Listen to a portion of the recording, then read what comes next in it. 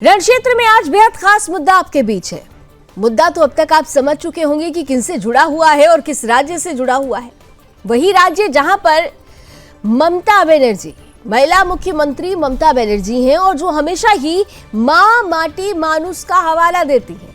लेकिन मां माटी मानुस का हवाला सिर्फ शब्दों में ही या फिर व्यवहार में भी, क्योंकि महा घोटाला जिस तरीके से ममता सरकार में हो रहा है वो ममता बनर्जी की सोच, उनके काम करने के तरीके, उनके व्यवहार, उनकी सरकार और उनके प्रशासन पर तमाम सवाल खड़ा कर रहे हैं। सवाल रण क्षेत्र में आज सीधा है कि क्या बंगाल में अब बीमारी भी मुनाफे का धंधा बन चुकी है और क्या आपदा अब सरकार के लिए कमाई का सबसे बड़ा जरिया बन गई है। क्योंकि आज जो खुलासा हो रहा है वो सिर्फ घोटाला नहीं है, ये ममता बनर्जी सरकार की पूरी कार्यशैली की चार्जशीट है। दरअसल टीएमसी के पूर्व चहेते नेता, इनका चेहरा भी अब जानते ही होंगे, और अब जिन्हें टीएमसी का विसल ब्लोअर भी कहा जा रहा है, विसल ब्लोअर बन गए हैं हुमायूं कबीर, जिन्होंने बंगाल की सबसे प्रचारित योजना स्वास्थ्य साथी को देश के सामने नंगा कर दिया है। स्वास्थ्य साथी स्कीम, जिसे गरीब के इलाज का सहारा बताया गया ममता सरकार द्वारा, आज उसी योजना से गरीब की जेब और उसकी जान दोनों ही लूटी जा रही है। जरा ध्यान से सुनिएगा, हो क्या रहा है। ये रहा है कि एक व्यक्ति जो अपना इलाज कराता है, अगर उसके इलाज का बिल बनता है 5,000 का, लेकिन उसके पास बिल कितने का आता है, यानी वो इलाज अगर 5,000 का कराता है तो बिल बनता है 50,000 का। जी हां, आपने बिल्कुल ठीक सुना, 5,000 के इलाज का बिल बना 50,000। फर्जी बिल पास हुए सीधे स्वास्थ्य भवन से और हर बिल पर 10,000 रुपए की कटौती, यानी ये कट मनी, जिसका फायदा सरकार और प्रशासन दोनों उठा रही है। सवाल सीधा है कि बिना सरकार की जानकारी के ये हो सकता है क्या? क्या यह संभव है कि सरकार को इसकी जानकारी ना हो? बिना ऊपर बैठे लोगों की मर्जी के स्वास्थ्य भवन ऐसा एटीएम बन सकता है क्या? क्या ऊपर बैठे लोगों को इसकी जानकारी नहीं होगी? वैसे ये किसी एक अस्पताल की कहानी नहीं है, ये किसी एक अफसर की करतूत नहीं है, पूरा का पूरा सिस्टम है जो मरीज की बीमारी को कमाई का मौका मान रहा है। यहां इलाज नहीं होता, यहां बिल फुलाया जाता है। यहां डॉक्टर नहीं, यहां दलाल एक्टिव होते हैं। और आज जब अपने ही लोग सामने खुलकर इन बातों को बोल रहे हैं तो सवाल उठता है कि और कितना कुछ दबाया गया होगा।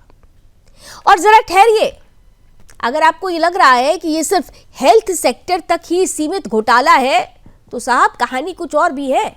इस कहानी में एक घोटाला नहीं, घोटालों पर घोटाला है, और इसीलिए हम ममता का महा घोटाला कह रहे हैं आज, क्योंकि यही टीएमसी सरकार, यही सिस्टम, यही सोच आपदा में भी लूट का जाल बिछाती है। दरअसल सीएजी यानी कैग ने सुप्रीम कोर्ट में 700 पन्नों की रिपोर्ट सौंपी है और यह खुलासा किया है कि 2017 की मालदा बाढ़ के दौरान 100 करोड़ रुपए का घोटाला हुआ। 1-2 करोड़ नहीं, पूरे 100 करोड़ रुपए का घोटाला हुआ। बाढ़ आई थी, लोग उजड़ गए थे, लेकिन ममता सरकार के सिस्टम ने उसी बाढ़ को बना लिया कमाई का फेस्टिवल। 12 ब्लॉकों में पैसा निकला, लेकिन असली पीड़ित तक नहीं पहुंच पाया। 9 साल से पीड़ित अब भी मुआवजे के लिए तरस रहे हैं और मलाई खा गए सरकारी अफसर। हुआ यह कि एक ही व्यक्ति को 42 बार मुआवजा दे दिया गया। जहां नियम था 17,600 देने का, वहां सेटिंग वालों को 70,000 तक थमा दिए गए। एक ही खाते में 5 करोड़ 90 लाख, और इतना ही नहीं, 1609 पक्के मकान जिन्हें कोई नुकसान पहुंचा ही नहीं था, उन्हें भी कागजों में तबाह दिखाकर 7.5 करोड़ हड़प लिए गए। 71,000 कच्चे मकान जिनके नाम पीड़ितों की सूची में थे ही नहीं, और इस लूट में सिर्फ और सिर्फ अफसर ही नहीं थे, 36 पंचायत समिति सदस्य, 72 ग्राम पंचायत सदस्य खुद को ही बाढ़ पीड़ित बना बैठे। पीड़ितों के वकील 30 वीडियो अफसरों के नाम सार्वजनिक कर चुके हैं, लेकिन अभी तक उनके खिलाफ भी कोई कार्रवाई नहीं हुई है। तो सवाल वही है कि फिर जिम्मेदारी किसकी है? जिम्मेदारी कौन तय करेगा और जिम्मेदारी कौन लेगा? इलाज में लूट, आपदा में लूट, ये है ममता सरकार का सच, और वही सच अब बाहर आ चुका है। जनता सब देख रही है और इस बार बंगाल हिसाब लेने वाला है। इसलिए रण क्षेत्र में आज हम सीधा सवाल पूछेंगे कि क्या ममता बनर्जी इस लूट की नैतिक जिम्मेदारी लेंगी या फिर हर घोटाले पर चुप्पी ही उनका जवाब होगी। बहस की शुरुआत करेंगे, लेकिन सबसे पहले हुमायूं कबीर का वो आरोप जो सीधे सीधे ममता सरकार, ममता प्रशासन को आरोपों में खड़ा करता है। বহরমপুর মেডিকেল কলেজে যাবেন, একটা বেডে 3 জন আর বেডের নিচে আরো 1 জন 2 জন, এই স্বাস্থ্য পরিষেবা। আবার যে স্বাস্থ্য সাথীর কার্ড দিদিমণি করেছে, দিদিমণির স্বাস্থ্য কার্ড নিয়ে কত দুর্নীতি হয় আপনি জানেন? একটা গ্রামের গরিব মানুষ 5,000 টাকার পরিষেবা পেতে গিয়ে তার নামে টিপ দিয়ে 50,000 টাকা নার্সিং হোমগুলা বিল করে। সেই বিলটা যখন স্বাস্থ্য ভবনে আসে, 5,000 টাকার বিল 50,000 হলো, তার মানে 45,000 বাড়ি কগুণ বাড়ালো। তারপরে সেই বিলটা ছাড়াতে গিয়ে আর 10,000 টাকা অফিসারদের দিতে হয়। তাহলে 5,000 আর 10,000 ওনাদের নিল 15,000। তাহলে নার্সিং হোমগুলা 35,000 টাকা, 5,000 টাকার পরিষেবা দিয়ে। तो ये वो सच है जिसका जवाब अब जनता मांग रही है। ये वो घोटाले हैं जो एक एक करके उजागर हो रहे हैं, और इन घोटालों का ये जो अब सच सामने निकल रहा है, सच का ये जिन क्या आने वाले चुनाव में निर्णायक भूमिका निभाने वाला है, खुलकर करेंगे इस पर बात। और इसके लिए हमारे साथ आज का गेस्ट पैनल जुड़ चुका है। स्वागत करते हैं। भारतीय जनता पार्टी से हमारे साथ जुड़ रहे हैं जितेंद्र तिवारी जी, बहुत स्वागत है। हमारे साथ तृणमूल कांग्रेस का पक्ष रखने के लिए मोहम्मद एहतेशामुल हक साहब जुड़ चुके हैं, बहुत बहुत स्वागत। कांग्रेस का पक्ष रखने के लिए अमर सिंह साहब जुड़ चुके हैं, बहुत स्वागत। और साथ ही साथ जाने माने पॉलिटिकल एक्सपर्ट विश्वनाथ मिश्रा जी भी इस पैनल का हिस्सा हैं, आपका भी बहुत बहुत स्वागत है। शुरुआत में मोहम्मद एहतेशामुल हक साहब आपसे कर रही हूं। 1 घोटाला, 2 घोटाला, 3 घोटाला, घोटालों पर घोटाला, ममता बनर्जी का महा घोटाला। अरे साहब, 2026 में जनता जवाब मांगेगी। ये घोटाले, क्या ये संगठित लूट ही ममता सरकार की पहचान बन चुकी है? हक साहब। बैठे हुए सभी को नमस्कार और 2026 नया साल की ढेर सारी शुभकामनाएं जितने भी लोग बैठे हुए हैं, और आपके सुदर्शन टीवी के चैनल्स के तमाम व्यूवर्स को मैं अपनी ओर से बधाई देना चाहता हूं। आपने कहा घोटाला और महा घोटाला ममता बनर्जी के राज में किसने लगाया? हमारे निष्कासित विधायक, मतलब जिसको हम लोगों ने 4 नवंबर को समझ लिए कि पार्टी से, 4 दिसंबर को हम लोग पार्टी से निलंबित कर दिया। वो इस तरह का एलिगेशन मतलब हमारी सरकार और हमारी पार्टी के ऊपर लगा रहे हैं। हुमायूं कबीर कल तक समझ लिए कि हम लोगों के तलवे चाटने वाले, और हम लोगों ने जब निष्कासित किया तो वो हमारे प्रति उल्टा आरोप लगा रहे हैं। मैं एक बात स्पष्ट कर दूं लावनी जी आपको, उन्होंने ये स्वास्थ्य साथी कार्ड लेकर को कहा, हमारी सरकार ने हमारे पश्चिम बंगाल के लोगों के लिए 5 लाख तक का स्वास्थ्य साथी कार्ड प्रोवाइड किया गया है, और उन्होंने कहा कि नर्सिंग होम का बिल समझ लिए बहुत ज्यादा बनता है। तो मैं 2 बातें यहां पे कहना चाहता हूं लावनी जी। सरकारी हॉस्पिटल में हमारा कोई भी पैसा नहीं लगता है, फ्री में इलाज होता है। पूरे पश्चिम बंगाल में कहीं एक पैसा नहीं लगता है। प्राइवेट एक अलग पार्ट है, प्राइवेट एक अलग नर्सिंग होम होती है, जिससे हम लोगों को मतलब कोई मतलब नहीं है। प्राइवेट चीज वो एक कोई किसी का निजी है, लेकिन सरकार, हम समझते हैं भारत, संपूर्ण भारत में सबसे अच्छा अगर सरकारी हॉस्पिटल इलाज अगर हो रहा है तो हमारे पश्चिम बंगाल में। इसलिए वो जो है सीधा सीधा उसको क्या है, खिसियानी बिल्ली खंबा नोचे। तो वो क्या किए हैं, कि अभी हमारे ही अक्सर। सरकार के ऊपर में एलिगेशन लगाने का काम कर रहे हैं। अक्सर, और इस तरह से एलिगेशन तो उनकी आपने- सारी बातें, लावनी जी एक सेकंड, मेरी बात पूरी हो रही है। नहीं नहीं, एक सवाल और है। उनकी- आपने हुमायूं कबीर को तो झूठा करार दे दिया कि वो झूठे आरोप लगा रहे, लेकिन कैग की एक रिपोर्ट भी सौंपी गई है ना। मैंने घोटाले पर घोटाला कहा, एक घोटाला नहीं, यहाँ तो घोटालों की सीरीज है। नहीं, यहाँ तो बिल्कुल नहीं। आपदा के समय भी किस तरीके की तस्वीरें आई हैं वो तो कैग की रिपोर्ट में देखिए, सामने है। सुप्रीम कोर्ट में 700 पन्ने की वो रिपोर्ट आपदा शामिल में कर दी, रख दी गई है सामने। लावनी जी, आपदा में समझ लिए जो भी पैसा समझ लिए कि वहां दिया गया है, वहां हमारे कोई भी लोग उसमें समझ लिए इन्वॉल्व नहीं है। तो आप कहना ये क्या चाहते हैं? कैग की आरोप रिपोर्ट लगाने झूठी का है? काम देखिए, नहीं, कैग विरोधी की जो क्या हो ये जाते हैं- रिपोर्ट झूठी है? ये रिपोर्ट कैग की जो रिपोर्ट है वो झूठी मानते हैं आप? बिल्कुल, ये सब रिपोर्ट बेबुनियाद है, बनाने वाला है क्या है, इसी सब रिपोर्ट में कोई जान नहीं है। अच्छा, अगर रिपोर्ट में समझिए जान नहीं है तो नीचे- फिर इसकी सीबीआई जांच होनी चाहिए या नहीं होनी चाहिए? अगर आपको लगता है कि ये सब कुछ झूठा है, ये आरोप लगाए जा रहे हैं बेबुनियाद, तो सीबीआई जांच होनी चाहिए। अरे देखिए लावनी जी, केंद्र में बैठी हुई सरकार है, सब तो एजेंसी इस्तेमाल कर लिया हमारे पार्टी के ऊपर में, करे ने कोई दिक्कत थोड़ी। मैं अगर गलत रहूंगा, इसीलिए अगर मैंने गलत आपसे रहूंगा, पूछा। तब- देखिए, तब आप हमें चाहते सोचना होगा। हैं कि चित भी अपनी हो, पट भी अपनी हो। आप नहीं, गलती भी करें, गलती केंद्र सरकार छुपाएं भी, देखिए, और अगर लावनी इस पर जांच हो तो उसमें जांच करने वाली संस्था पर भी आप सवाल उठाते लावनी हैं। जी, यानी मेरी हर बात सुन तरफ लीजिए, से। लावनी जी, हाँ, लावनी जी मेरी बात सुन लीजिए।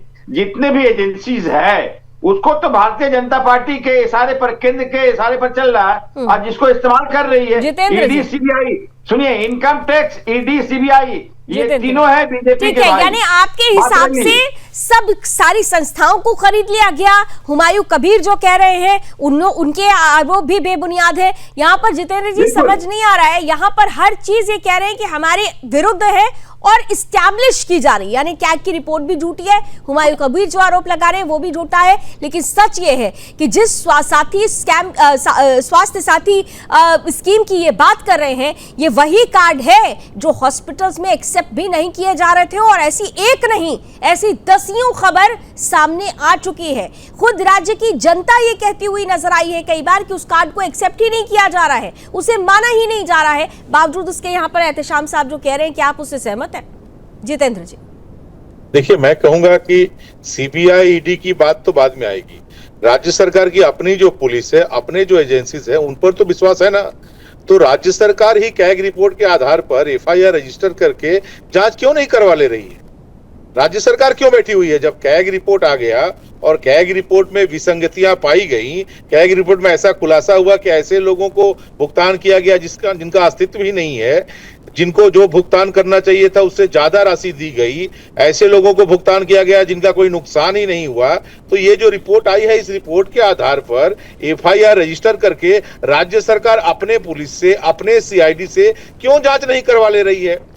बाद में जब राज्य सरकार खुद जांच नहीं कराएगी और कोर्ट के आधार पर यदि अन्य किसी एजेंसी के द्वारा जांच होगा तो लोग हाय तौबा मचाएंगे कि बीजेपी सरकार ये कर रही है, वो कर रही है। तो भैया, बीजेपी को मौका ही क्यों देंगे आप? आपके पास तो अपनी एजेंसी है ना, आपकी पुलिस है, आपकी सीआईडी है। आप उससे पहले केस रजिस्टर करें, आप उससे जांच करवाएं और जांच रिपोर्ट आप कोर्ट में जमा दें।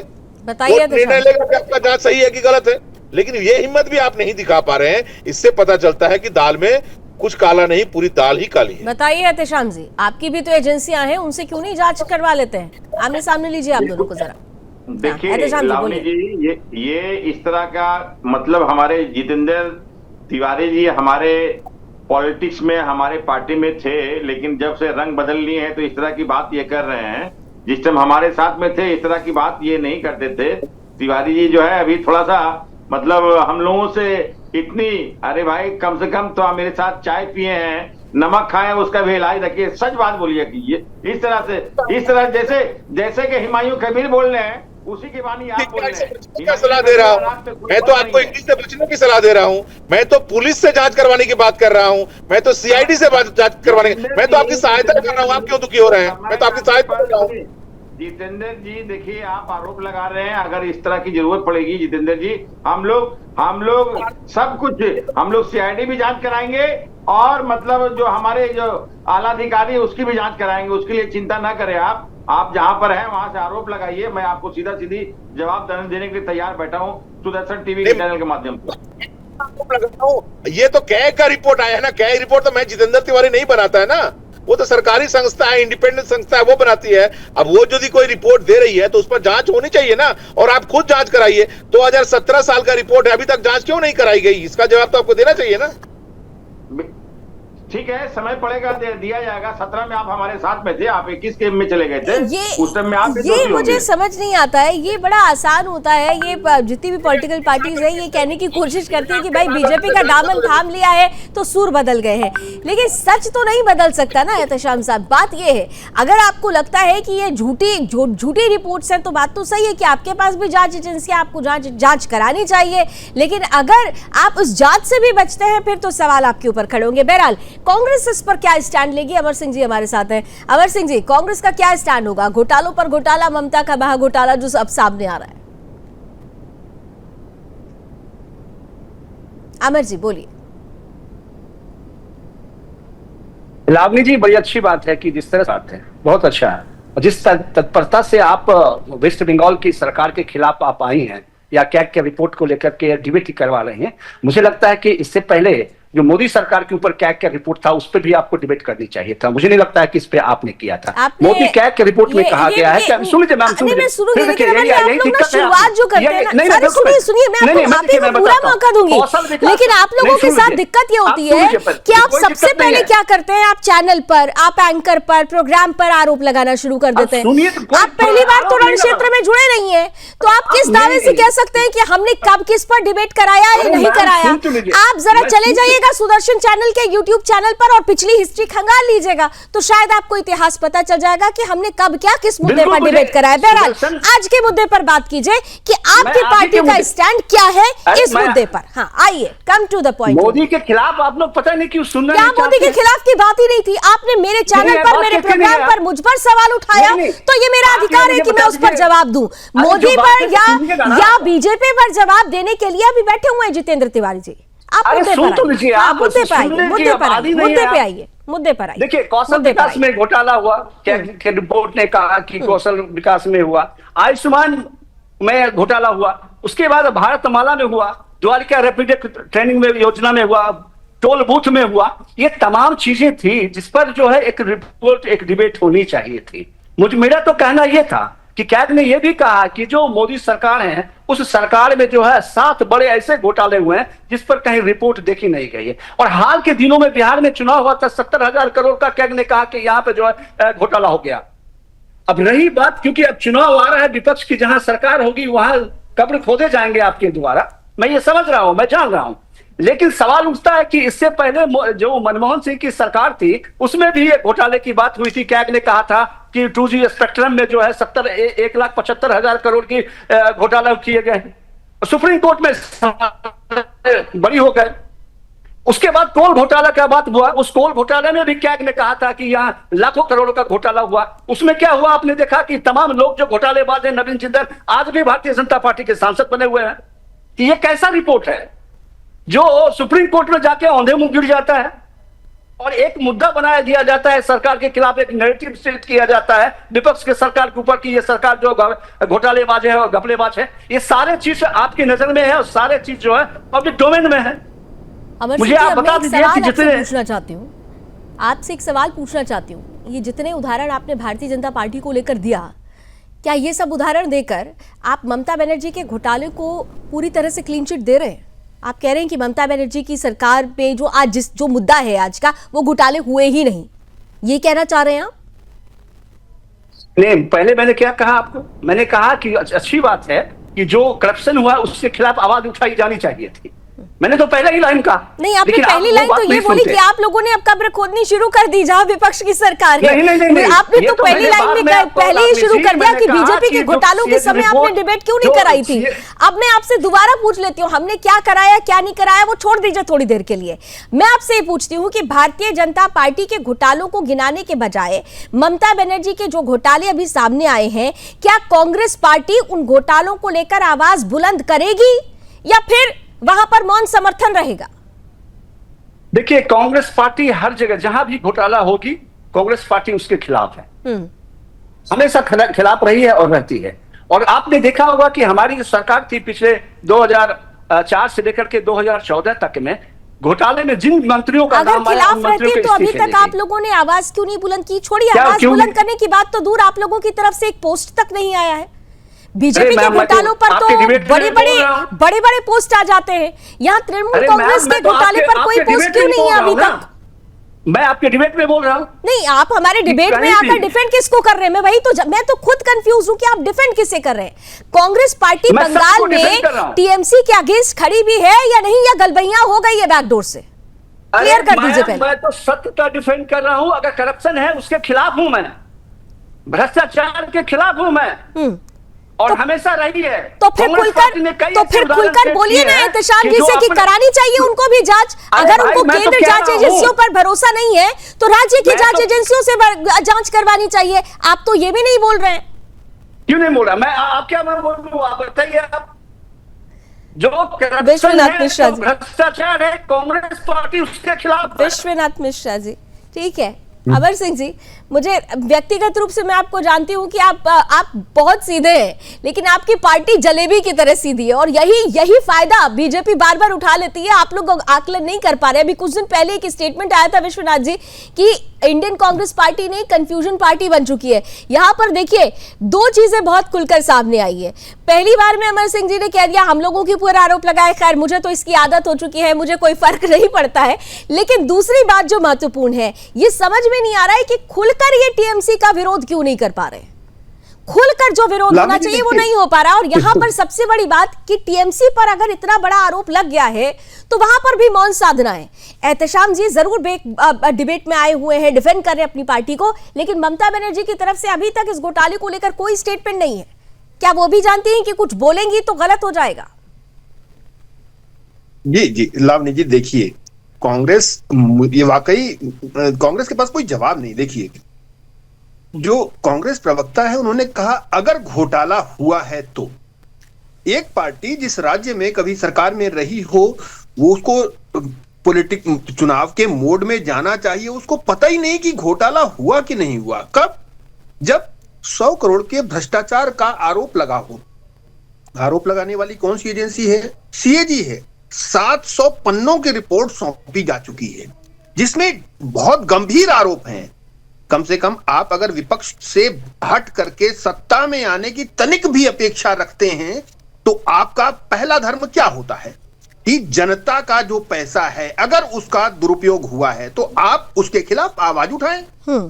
मैं कहता हूं आप बीजेपी के साथ खड़े मत दिखिए। आप सरकार से ये तो कह सकते हैं कि भाई आप अपनी एजेंसी से इनकी सख्ती से जांच करा करके और ये प्रॉपर रिपोर्ट दीजिए, नहीं भरोसा नहीं है ना, इस पर आंदोलन उस एजेंसी पर तो भरोसा नहीं है। सवाल यही है कि विपक्षी पार्टियों को उस एजेंसी पर ही भरोसा नहीं है।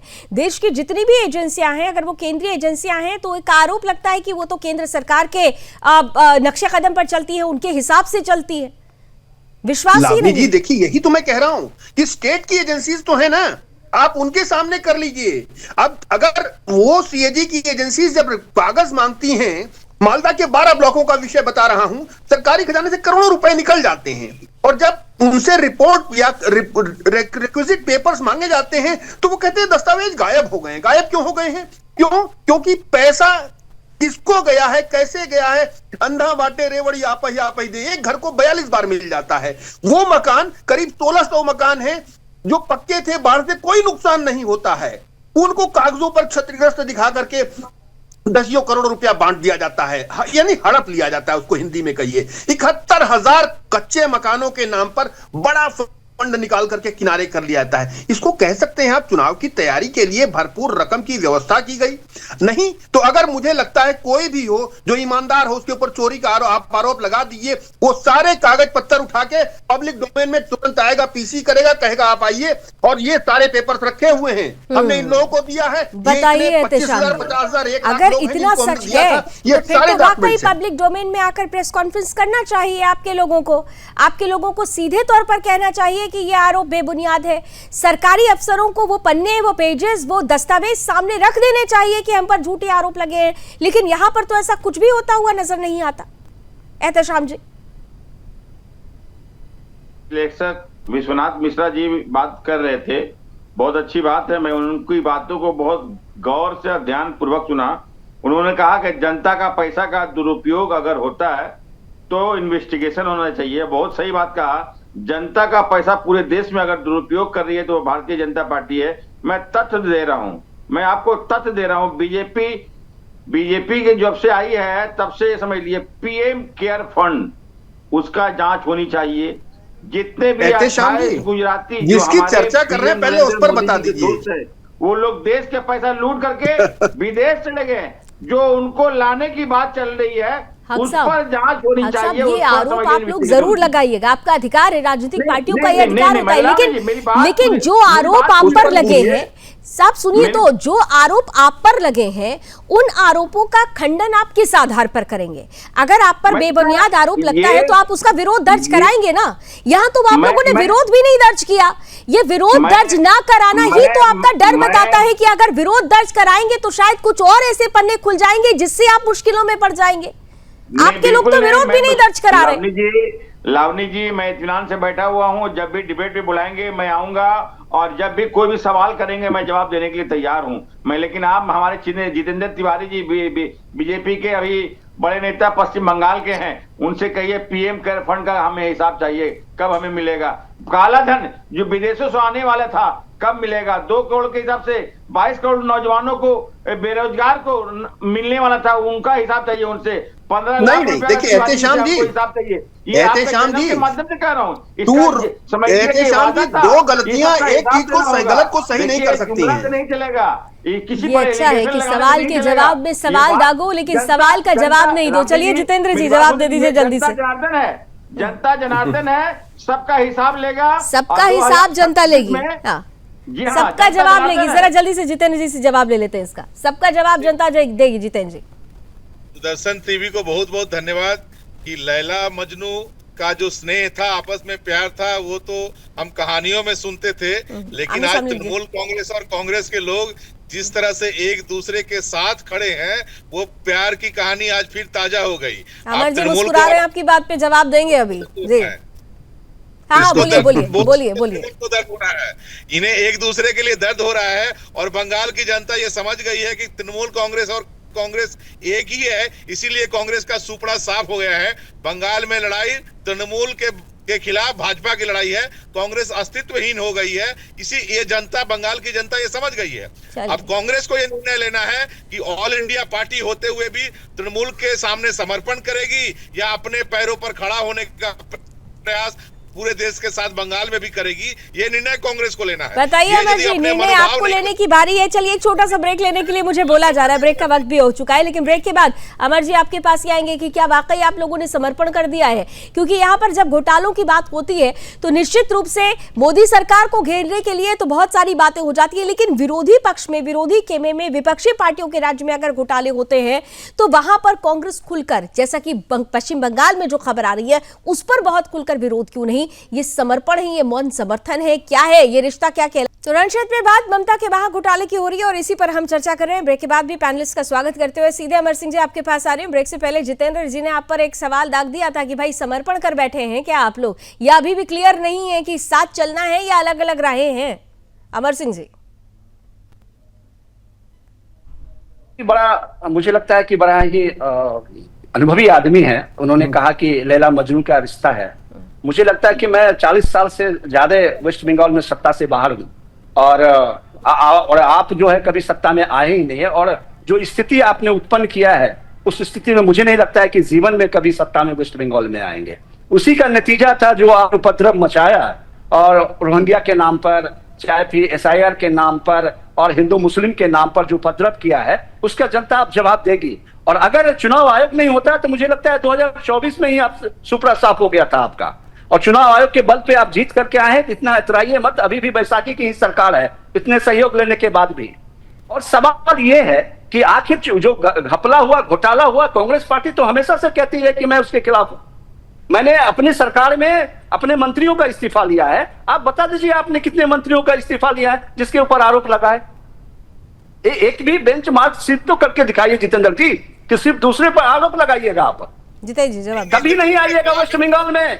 2019 में 18 सांसद जीत करके आए थे, 2024 में हो गया खत्म, फुस फुस हो गया। तो आप इतने चोरी करने के बाद भी चुनाव आयोग को साथ ले जाने के बावजूद भी हालात ये है, बैसाखी पे खड़े हैं, तो आने वाले समय में वो चुनाव आयोग भी आपको नहीं बचाएगा। जनता सब देख रही है जितेंद्र किस तरह से आप चोरी घपला करने के लिए पूरा कैग का रिपोर्ट को अगर आप देखिएगा तो केंद्र सरकार के खिलाफ जो है एक पूरा फहरिस्त तैयार है, जो एक मंत्री भी चुप नहीं बोल पाता है और एक नेता भी नहीं बोल पाता है। जितेंद्र जी पूरा फहरिस्त है, आप देख लीजिए। कोई ऐसा डिपार्टमेंट नहीं है, कोई ऐसा मंत्रालय नहीं है जहां पे करप्शन नहीं हुआ है केंद्र सरकार में। जवाब दीजिए जितेंद्र जी जल्दी से। कोई बता दिए कोई मंत्रालय ऐसा। ये आज का डिबेट तो पश्चिम बंगाल को लेकर है ना। आप तृणमूल के अरे भैया करप्शन पे है आज का डिबेट जो है करप्शन पे है। करप्शन पे अपनी जो बात साफ बनिए ना, आप दिखाइए ना, आप पहले पश्चिम बंगाल पे है। अरे भैया आप अपने एक भी मंत्रालय के बता दिए जिसमें कैग ने रिपोर्ट में नहीं कहा है। देखिए पूरा चिट्ठा है आपके पास, देख लीजिए, मेरे पास है, देख लीजिए। जितेंद्र जी आप तो अनुभवी आदमी हैं। जितेंद्र जी आपकी ऑडियो डिस्टर्ब हो रही है, अगर आप एक जगह रुक जाएंगे तो ज्यादा बेहतर होगा। ठीक है अमर जी, एक सेकंड मैं जरा एक चीज क्लियर कर दूं, मैं एक चीज जरा क्लियर कर दूं, एक चीज क्लियर कर दूं। जितेंद्र जी एक सेकंड अमर जी प्लीज एक चीज क्लियर करने दीजिए। जितेंद्र जी आप शायद मूविंग है इसलिए आपकी आवाज बिल्कुल क्लियर नहीं आपको आ पा रही है। अगर आप एक जगह स्टेबल हो जाएंगे तो मुझे लगता है कि डिबेट में आप अच्छे से जवाब दे पाएंगे। आपकी आवाज बिल्कुल डिस्ट्रैक्ट हो रही है। यहाँ पर सवाल बड़ा ये है कि आरोपों की झड़ियां एक दूसरे पर लग रही है, लेकिन सवाल ये है कि आरोपों की स्क्रूटनी कोई तो कहीं ना कहीं जाकर करेगा, और जो स्क्रूटनी करेगा विश्वनाथ जी, सवाल यह है कि स्क्रूटनी करने की जिम्मेदारी जिन संस्थाओं की है, अगर आपको उन पर ही भरोसा नहीं है, यहां पर देखिए बड़ा मुश्किलों बड़ा सफर हो जाता है। अगर केंद्रीय जांच एजेंसियां जांच करेंगी तो ये बोलेंगे कि भाई केंद्र की सरकार से ये अपने हिसाब से चल रहे हैं। अगर राज्य की सरकार राज्य की जो जांच एजेंसियां है करेंगी तो ये कहेंगे कि भाई वो तो राज्य सरकार के हिसाब से चल रही है। तो इसमें भी पिसने वाला तो फिर वही है ना जिसे मां माटी मानुस कहा जाता है बंगाल में। उस मानुस उस माटी का क्या, उसके साथ न्याय कौन करेगा विश्वनाथ जी? सबसे बड़ा सवाल तो यहां पर ये है। लावनी जी देखिए, मैं कांग्रेस प्रवक्ता से थोड़ा सा अपेक्षा करता था कि भाई आपका कहना है कि बीजेपी वहां नहीं आएगी, तो दो चीजें परिस्थितियां बचती हैं अगर बीजेपी को टर्मिनेट कर दिया जाए उस युद्ध से, तो या तो टीएमसी आएगी या कांग्रेस आएगी या वामपंथ को। किसको आपकी अपेक्षा क्या है कि कौन सत्ता में आएगा? तो क्या आपने सरेंडर कर दिया है कि आप नहीं आएंगे? अगर आपको आने की संभावना है तो आपको सवाल तो उठाने चाहिए ना, आपको बीजेपी से नहीं लड़ना चाहिए। वहां पर पश्चिम बंगाल का विषय है, आपको वहां पर यह सवाल तो उठाना चाहिए, या टीएमसी को यह तो कहना चाहिए कि भाई आप कम से कम स्टेट लेवल पर, हमको केंद्र पे भरोसा नहीं, हमको भी भरोसा नहीं है, आप स्टेट एजेंसी से इसकी जांच कराकर हमको रिपोर्ट दो। ये तो सवाल उठाइए आप कम से कम, ताकि जनता का आप में भरोसा जगे कि आप एक बेहतर पार्टी हैं, टीएमसी से बेहतर हैं, आपको वो सत्ता सौंपे। या आप चाहते हैं कि टीएमसी की सत्ता बेहतर है, आप टीएमसी को सपोर्ट कर रहे हैं कि टीएमसी की सत्ता जो कर रही है अच्छा कर रही है, और राज्य की जब बात हो रही तब भी आप केवल बीजेपी का विरोध करने के लिए खड़े हैं। मुझे लगता है आप अपनी ही जो कुर्सी है उसकी एक और टांग तोड़ दे रहे हैं, अमर जी जिसकी ऑलरेडी एक टांग टूटी हुई डाल रहे हैं। विश्वनाथ जी कह रहे हैं अगर आप ये मानते हैं कि बीजेपी नहीं विश्वनाथ आ जी, रही है। मैं विश्वनाथ जी का दर्द समझता हूँ। देखिए लावनी जी, मैं दर्द का विषय नहीं, मैं बहुत क्लैरिटी के साथ मैं जानता हूँ क्यों जो माहौल है अभी यहाँ पर और इस देश में। विश्वनाथ जी मैं समझता हूँ आपकी दर्द को, मैं बिल्कुल अच्छी तरह से समझता हूँ। जो माहौल है उस माहौल में खुल करके सरकार के खिलाफ करना विश्वनाथ जी आपके बस की बात नहीं है। इसमें खिलाफ और इसमें खिलाफ या समर्थन की तो बात ही नहीं है। उन्होंने बड़ा जेन्युइन सवाल पूछा है, नहीं इसके खिलाफ या समर्थन की बात नहीं, बड़ा जेन्युइन सवाल है, बड़ा जेन्युइन सवाल है कि अगर आप ये कहते हैं, ठीक है एक सेकंड मतलब ये नहीं होता, एक सेकंड, अगर आप ये कहते हैं, नहीं तो बड़ी जेन्युइन सी बात है ना कि अगर पश्चिम बंगाल में चुनाव होता है, अगर आप बीजेपी को पूरी तरह से नजरअंदाज कर देते हैं तो आपके सामने प्रतिद्वंदी पार्टी कौन सी है? वो पार्टी तो फिर टीएमसी है। तो उस लिहाज से तो आपको टीएमसी के आरोपों को लेकर खुलकर मोर्चाबंदी करनी चाहिए। यही तो सवाल है। आप क्यों उसको एक कवच दे रहे हैं? क्यों आप अपने लिए ही सेल्फ गोल कर रहे हैं? ऐसी बातें कह के जो ढाल बन रही है टीएमसी के लिए। अमर जी, लावनी जी अमर जी को कंप्लीट करने दीजिए पहले। बोलिए अमर जी। लावनी जी, मैंने पहले ही अपनी शुरुआत में कहा कि जो करप्शन हुआ है इसकी जांच हो, इसकी पड़ताल हो, बहुत अच्छी बात है। कौन करे जांच? कौन करे जांच? ये भी क्लियर कीजिए, किसके माध्यम से जांच आप चाहते हैं? किस कौन जांच करे एजेंसी जांच, पर कौन आपको नहीं? भरोसा है? अरे भाई आप जांच करवाइए ना, आपको जिससे करवाना है। नहीं, कौन हम मना कर रहा आप है? किससे चाहते हैं मैं आपसे पूछूं? अरे कांग्रेस भाई, पार्टी नहीं, किस मेरे- जांच एजेंसी पर भरोसा करती है? मेरे कहने से क्या जांच हो जाएगी क्या? अरे ये मेरे कहने बड़ी से होगा। बड़ी अजीब बात है। आपको- देखिए इसी को आपको कंफ्यूजन जिससे कहते हैं। जांच करवानी एक है, तरफ आप कहते हैं जांच लाभिन कराइए, जी, दूसरी तरफ आप कहते हैं जिससे कि जांच जांच करवानी किससे है, कराएं। कराइए आप। एक तरफ आप कहते हैं कि बीजेपी नहीं आ रही है, एक तरफ आप कहते हैं कि नहीं हम तो हर घोटाले करने वाली पार्टी के खिलाफ है। यानी बड़ा कंफ्यूजन स्टेट में आ चुके हैं आप लोग। अमर जी, कुछ आप जेन्युइन confusion सवाल। देखिए आप लोग जो है कांग्रेस के खिलाफ एक नेगेटिव सेट करते हैं। आपने आपको अभी तो कहा खुश कि होना सुप्रीम चाहिए कोर्ट कि में- हम कांग्रेस पार्टी को वो स्पेस दे रहे हैं कि 70 सालों तक राज करने वाली पार्टी को अगर 2014 से जनता ने नकार दिया है तो आज की तारीख में कम से कम सुदर्शन न्यूज कांग्रेस पार्टी को मंच देकर उनकी बातों को सुन रहा है, रख रहा है। हम तो आपको ही मंच दे रहे हैं, यहां तो जनता ने आपको मंच देना भी बंद कर दिया। अमर सिंह जी, आप ही की बात को हम आपको आगे बढ़ा रहे हैं, ये आपको समझना चाहिए। देखिए यही होता है, यही कंफ्यूजन आप लोगों को खा रहा है, ये कंफ्यूजन आप लोगों को खा रहा है। कंफ्यूजन आप लोग क्रिएट कर रहे हैं। अगर जनता मंच देना बंद कर देती तो हमारे 100 सांसद जीत करके नहीं आते। तो फिर पश्चिम बंगाल में क्या होगा? पश्चिम बंगाल में आप आ रहे हैं, पश्चिम बंगाल में आप आ रहे हैं। अगर भ्रष्टाचार हुआ, मैं तो बार बार कह रहा हूं कि आप जांच करवाइए। नहीं, पश्चिम बंगाल में आप आ रहे हैं, लेकिन जांच उनके ऊपर भी पश्चिम बंगाल में क्या होने वाले चुनाव में कांग्रेस पार्टी सत्ता में आ रही है। भाई पश्चिम बंगाल की बात की नहीं है। आप जो है पश्चिम बंगाल में होने वाले चुनाव में क्या कांग्रेस पार्टी सत्ता में आ रही है? बिल्कुल, चुनाव मजबूती से लड़ेगी कांग्रेस पार्टी। मतलब आपको भरोसा है कि आप सत्ता में आ रहे हैं? अरे भाई, आपको भरोसा है आप सत्ता में आ रहे हैं? आप सत्ता में आ रहे हैं तो प्रतिद्वंदी पार्टी के खिलाफ खुलकर बोलने में क्यों आप लोग हिचक रहे हैं? अरे लावनी जी, मेरे पास चुनाव आयोग नहीं है जो मैं कह दूं कि मैं सत्ता में। अब देखिए यही तो सबसे बड़ी सवाल है, यही तो सबसे बड़ा सवाल है। आप बहुत कंफ्यूज्ड है। अभी थोड़ी देर पहले आपने कहा कि भारतीय जनता पार्टी आने वाली नहीं है, फिर आप कह रहे हैं कि चुनाव आयोग हमारे पास नहीं है, कभी आप कह रहे हैं कि घोटाला हुआ है तो हम उसके खिलाफ खड़े। जब मैं आपसे पूछती हूँ कि जांच एजेंसियों पर किस जांच एजेंसी से कराई जाए तो इसका जवाब आपके पास नहीं होता है। एहतेशाम साहब, चलिए इतना तो जरूर है कि कम से कम अभी फिलहाल वो आपको बैकडोर से सपोर्ट कर रहे हैं, लेकिन सच्चाई कुछ और है। लेकिन यहां पर जो परिस्थिति है एहतेशाम साहब, 2026 आप लोगों के लिए बहुत महत्वपूर्ण साल है ये, और इस महत्वपूर्ण साल में अगर घोटालों की लिस्ट सामने आती है तो पॉलिटिक्स में परसेप्शन का बहुत बड़ा महत्व होता है। उस परसेप्शन में क्या आपके लिए ये जो धीरे धीरे आपकी ही पार्टी के निकले हुए लोग जो तस्वीरें रख रहे हैं वो नुकसानदायक तो नहीं हो जाएगी? एहतेशाम जी। बिल्कुल नहीं लावनी जी, ये कोई भी इस तरह का ऐसे जो हमारे हुमायूं कबीर हमारे बीच में थे उनको निष्कासित किया गया, कोई फैक्टर नहीं है, उनका कोई पकड़ नहीं है, वो बड़ी बड़ी सिर्फ बात कर रहे हैं। और आने वाले 2026 में यहाँ हमारी जो 2021 में भारतीय जनता पार्टी ने कहा था आपकी बार 200 के पार, लेकिन जनता ने क्या किया, उनको 70 सीट पर लाके खड़ा कर दिया। आने वाले 2026 में हम लोग 230 सीट कम से कम लेके आएंगे।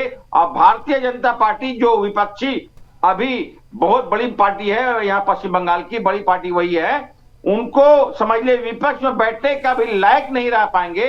इसलिए ये भारतीय जनता पार्टी जो है बंगाल की स्मिता से, बंगाली लोगों से, बंगाल जो बोलने वाले जहां जहां डबल इंजन की सरकार है वहां प्रताड़ित कर रहे हैं, वहां मारे जा रहे माइग्रेंट लोग को मार रहे हैं, तो वो कैसे एक्सपेक्टेशन कर रहे हैं कि बंगाल के लोग इनको वोट दें? बंगाल की स्मिता से, बंगाल की इज्जत से खिलवाड़ कर रहे हैं। डबल इंजन की जहां जहां सरकार है, बांग्लादेशी घुसपैठिए भी बंगाली हो जाते हैं तो इसमें क्या बोला जाए? बहरहाल जितेंद्र जी, उन्होंने तो देखिए आज नंबर से बता दिया, नंबर से बता दिया जितेंद्र जी। फिर से हम लोग चौथी बार सरकार बनाने जा रहे हैं। आप चौथी बार सरकार बनाने जा रहे हैं, लेकिन उनसे भी जाकर जरूर मिल लीजिएगा जो अभी तक 9 सालों से आपने मुआवजे के लिए तरस रहे हैं, उनसे भी जाकर जरूर मिलिएगा जिन्होंने उनकी हकमारी की है, क्योंकि वोट तो वो भी है, वोट बैंक वो भी है। बहरहाल जितेंद्र जी जवाब दीजिए, आप लोगों को तो सीधे ही उन्होंने सिरे से नकार दिया। मैं केवल एक वाक्य कहूंगा, ऑडियो बढ़ाइए जितेंद्र जी का। असीम सपने देखने का जो अधिकार मुंगेरी लाल को था, वो अधिकार मुंगेरी लाल जी ने बंगाल में तृणमूल कांग्रेस को दे दिया है। हमारे यहाँ सरकार है, सपना नहीं, सपना आप देख रहे जितेंद्र जी, अच्छा से देखिए, आप दिन में सपना देख रहे हैं। आप दिन में सपना देख रहे हैं, सपना देखने का पूरा अधिकार है, सपना जरूर देखिए, लेकिन जनता देखिए, भारतीय जनता पार्टी जो है हिंदू मुसलमान किसे की राजनीति करती है, डिवाइड एंड रूल की पार्टी की पॉलिसी करती है। ये पश्चिम बंगाल भारत का इकलौता राज्य है एक दूसरे जो को सेकुलर सपना राज्य दिखाने की बात हम कर रहे हैं, बीच में फंस गए हैं लावनी जी, लावनी जी, मेरी सपना बात- देखे लावनी या ना जी। देखे, ये भी बड़ा सवाल है। अरे एहतेशाम जी, कांग्रेस को सपना यहाँ देखना हम चाहिए या नहीं देखना पश्चिम चाहिए, बंगाल ये भी के बता लोग- दीजिए। हम पश्चिम बंगाल के लोग एक साथ में तमाम फेस्टिवल मनाते हैं, दुर्गा पूजा, ईद, दशहरा, छठ पूजा, बड़ा दिन, हर पूजा एक साथ में मनाते अरे हैं। छोड़िए ना इनको समझ एहतेशाम में नहीं साहब, ये आता। बात जब सुनिए आप मेरी लोग बात। कहते हैं तो बड़ी बेईमानी से लगता है, क्योंकि हम तो देखते हैं कि यहाँ पे दुर्गा पूजा के पंडालों के लिए, शोभा यात्राओं के लिए परमिशन लेनी पड़ती है, लेकिन मुहर्रम नहीं, के बिल्कुल जुलूसों के लिए नहीं, कोई परमिशन नहीं। बिल्कुल बहरहाल नहीं। इस पर भी बात होगी, लेकिन आज जिस मुद्दे पर हम थे, विश्वनाथ जी जल्दी से समप आपके साथ ही करती हूँ। देखिए, एक बात तो तय हो चुका है, घोटालों की एक लिस्ट सामने आई, वो चाहे हुमायूं कबीर सामने रख रहे हो या फिर कैग की रिपोर्ट सामने रख रही हो, इसका एक बिग इम्पैक्ट तो जरूर पड़ने वाला है। अगर इसका इम्पैक्ट नहीं पड़ता है तो सीधे तौर पर यह समझ में आता है कि ममता बनर्जी की सरकार और प्रशासन पूरी तरह से अपनी लोगों के लिए बेईमानी कर रही है, लोगों के साथ धोखाधड़ी कर रही है। तो क्या वो लोग अब उस सच को समझ पाएंगे?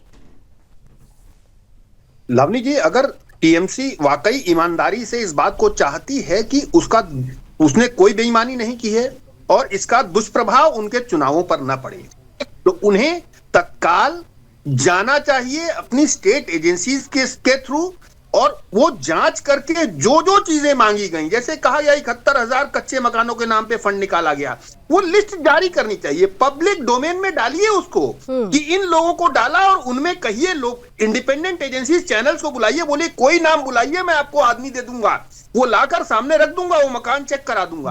आप क्रॉस चेक कराइए, मुझे लगता है लोगों का विश्वास फिर जगेगा। बिल्कुल, अगर विश्वास की बात है तो विश्वास के लिए जांच जरूरी है, और अगर टीएमसी को ये लगता है कि आरोप है तो फिर आरोपों की जांच बेहद जरूरी है, क्योंकि ये वो मुद्दे हैं जो आने वाले चुनाव में निश्चित रूप से प्रभाव डालेंगे। बहुत बहुत धन्यवाद, आप सभी हमारे साथ जुड़े। उम्मीद करते हैं कि जिस तरीके से परिस्थिति आगे बढ़ रही है, पश्चिम बंगाल का चुनाव बहुत दिलचस्प होगा, और इस दिलचस्प चुनाव में न्याय के साथ जनता आगे जाएगी, न्याय के साथ आगे बढ़ेगी, और न्याय के लिए अगर मां माटी मानुष की बात ममता बनर्जी कर रही हैं, तो इन घोटालों को लेकर क्या उनकी मौन साधना जो अभी है, मौन है, जो चुप्पी है, वो टूटेगी, ये भी देखना बहुत दिलचस्प होगा। बहरहाल रण क्षेत्र में अभी बस इतना ही। देश और दुनिया की तमाम खबरों के लिए आप जुड़े रहिए सुदर्शन न्यूज के साथ। जय हिंद।